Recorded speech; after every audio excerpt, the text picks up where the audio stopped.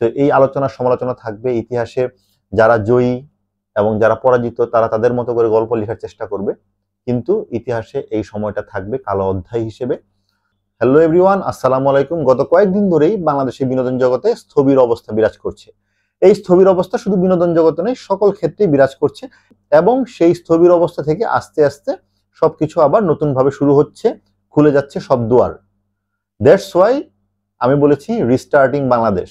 এবং এই গত কয়েকদিনের পরে আবার যখন সিনেমা হলগুলো উন্মুক্ত হবে, আশা করি আগামী সপ্তাহ থেকে সিনেমা হলগুলো উন্মুক্ত হয়ে যাবে, তখন আবার মানুষজন যারা বিনোদন প্রেমী তারা সবাই সেখানে যাবে। কিন্তু এর মধ্যে যে কিছু ঘটনা ঘটেছে তার রেশ আসলে কতদিন থাকবে সেটা আসলে বলা মুশকিল। কতদিনে এই রেশ মানুষ ভুলতে পারবে সেটা আসলে বলা মুশকিল। কোটা সংস্কার নিয়ে যে ছাত্র আন্দোলন, কোটা বিরোধী যে ছাত্র আন্দোলন, সেই ছাত্র আন্দোলনের কারণে পুরো বাংলাদেশ আসলে স্থবির হয়ে যায়। ছাত্ররা কোটা সংস্কারের দাবি করে এবং সেটা যেহেতু একটা বিচারাধীন প্রক্রিয়া ছিল, সরকার প্রথমে তারা কোনো সিদ্ধান্ত দিতে চায়নি, তারা কোনো মতামত দিতে চায়নি, সরকার তা মেনে নিতেও চায়নি।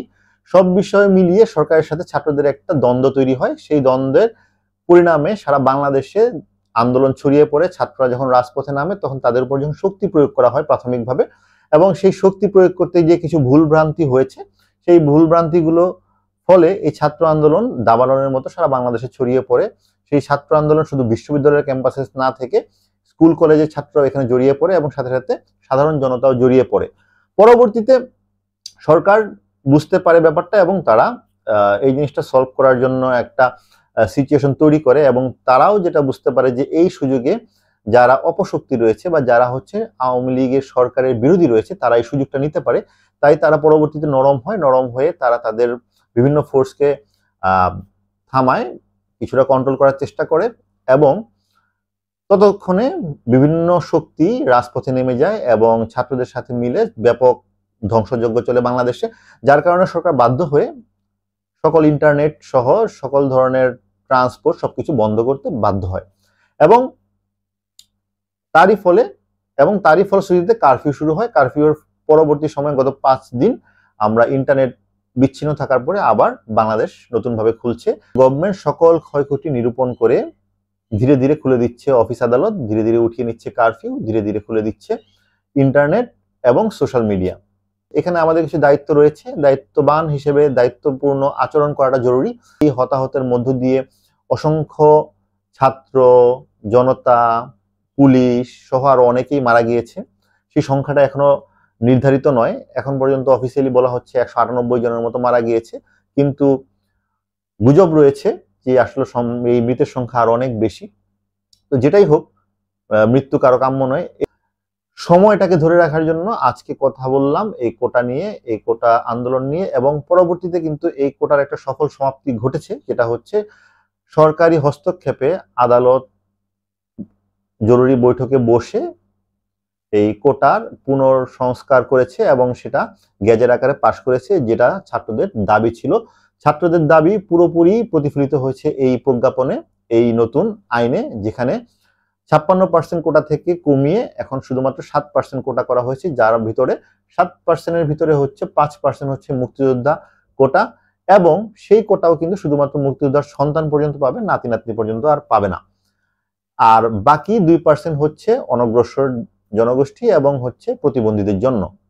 তো এই 7% কোটা নির্ধারণ করে এই যে আন্দোলন, এই যে এত ঝামেলা, সবকিছুর পরিসমাপ্তি ঘটলো। মাঝখান দিয়ে একটু ম্যাচিউর আচরণের অভাবে অনেকগুলো তাজা প্রাণ ঝরে গেল। যারা মারা গিয়েছে ম্যাক্সিমাম ইয়াং, তরুণ। এই তরুণ যে ছেলেগুলো মারা গিয়েছে, ছেলে মেয়েগুলো মারা গিয়েছে, তাদের বাবা মার যে কোলখালি হয়েছে, সেই ক্ষত শুকাতে কতদিন লাগবে তা আমরা আসলে বলতে পারি না। আমাদের এই চ্যানেলের পক্ষ থেকে তাদের জন্য শোক, তাদের জন্য সহমর্মিতা, তাদের জন্য সান্ত্বনা, এবং আমরা শুধু দোয়াই করতে পারি। বাট এই ধরনের হতাহত, এই ধরনের মৃত্যু আসলে কারোরই কাম্য নয়। পৃথিবীর যে প্রান্তেই একটা অপমৃত্যু হোক না কেন, সেটা আসলে পুরো মানব জাতিকেই কাঁদাবে, মানব জাতির জন্যই কালো দাগ হয়ে থাকবে।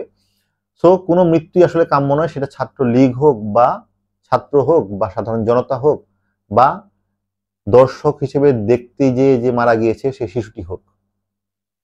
তো ঘুরে দাঁড়াক বাংলাদেশ, রিস্টার্টিং বাংলাদেশ। আবার বাংলাদেশ তার আগের রূপে ফিরে যাবে, আবার বাংলাদেশ ঘুরে দাঁড়াবে, বাংলাদেশ আবার মাথা উঁচু করে দাঁড়াবে। এর ভিতরে এই আন্দোলনকে ঘিরে সারা পৃথিবীতে অনেক ধরনের আলোচনা হচ্ছে, অনেক ধরনের সমালোচনা হচ্ছে। এই আলোচনা সমালোচনা থাকবে। ইতিহাসে যারা জয়ী এবং যারা পরাজিত তারা তাদের মতো করে গল্প লেখার চেষ্টা করবে, কিন্তু ইতিহাসে এই সময়টা থাকবে কালো অধ্যায় হিসেবে। আমরা চাই এই ধরনের ইতিহাস আর নতুন করে রচনা না হোক বাংলাদেশ সহ পৃথিবীর কোথাও।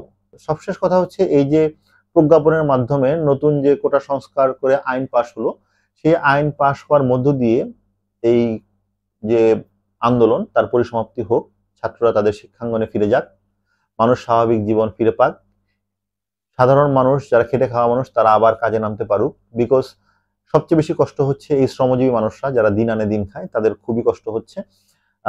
তাদের আসলে একটা দিন বন্ধ হয়ে থাকা মানে হচ্ছে তাদের ওই দিনটা উপোস থাকার মতো অবস্থা। বিকজ তাদের আসলে যা আয় করে তাই দিয়ে তাদের দিন চলে, তাদের কোনো ম্যাক্সিমামেরই সেভিংস থাকে না। তো সব দুয়ার খুলে যাক, উন্মুক্ত হোক বাংলাদেশের ইকোনমি, আবার উন্মুক্ত হোক সকল শিক্ষাঙ্গন, উন্মুক্ত হোক ভালোবাসার দুয়ার, হিংসা বিদ্বেষ পরিত্যাগ করে আবার রিস্টার্ট হোক বাংলাদেশ। এই যে এতগুলো মৃত্যু হলো, সেই মৃত্যুটাই কিন্তু ক্ষতি না। এই আন্দোলনের মধ্য দিয়ে অনেকগুলো সুনাম নষ্ট হয়েছে, অনেকগুলো ব্যক্তি দল সংগঠনের সুনাম নষ্ট হয়েছে। সেই সুনাম পুনরুদ্ধার করতে হয়তোবা 50-100 বছর লাগবে, হয়তোবা পারবেও না, হয়তোবা পারবে। সময় বলে দিবে তারা এই সুনাম পুনরুদ্ধার করতে পেরেছে কিনা।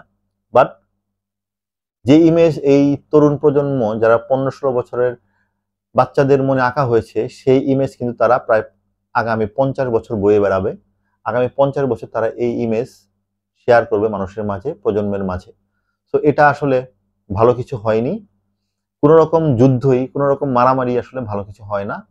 যারা মারামারি করে তাদেরকে আসলে ভালো চোখে দেখে না। যেই হোক জয়ী, যেই হোক পরাজিত, দুজনই সমালোচিত। Thank you.